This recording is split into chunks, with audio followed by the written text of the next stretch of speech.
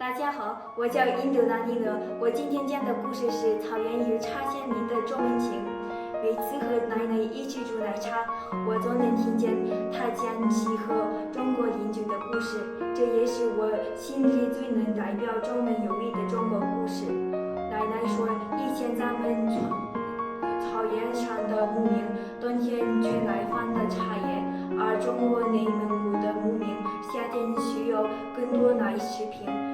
其实中文有味掺在以往为相同味道的奶茶里，掺在两块小黄瓜拉手我泡的草原上。